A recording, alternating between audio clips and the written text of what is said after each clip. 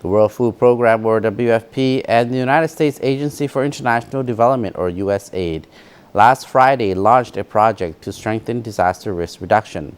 WFP Country Director and Representative Mr. Jan Delbaere, supporting the government and communities in resilience and disaster risk reduction was more important than ever today.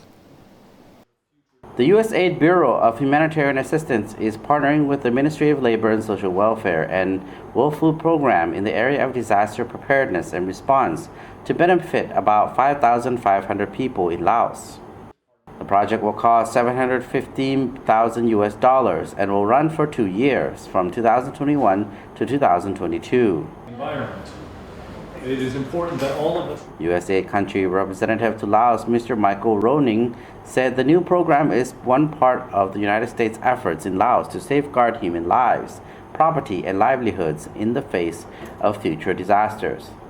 According to Mr. Michael Roning, many of these disasters result from the increasingly unpredictable impacts of climate change. Addressing the climate crisis is about more than the environment. Enhance community resilience to and awareness of the climate crisis saves lives and contributes to sustainable global development. The objective is to ensure food and nutrition security by protecting people's livelihoods from shocks and strengthening their capacity to absorb shocks and recover from them. The support goes to the Ministry's Department of Social Welfare in capacity strengthening around vulnerability assessment and risk mapping, supply chain logistics for disaster preparedness and response, as well as improving the operational effectiveness of the Ministry's Emergency Operations Center in Vientiane. We have places in the north, especially Phongsali, Udom Sai, that are quite having regular problems with drought.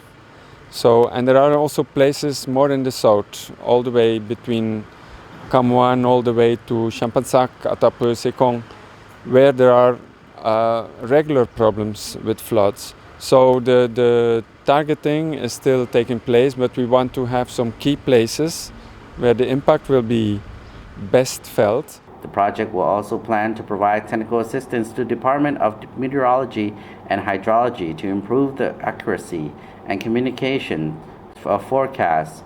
Another key components of the project will see 13 target villages, selected based mainly on their vulnerability to disasters and food insecurity, engage in the construction of rehabilitation of community structures.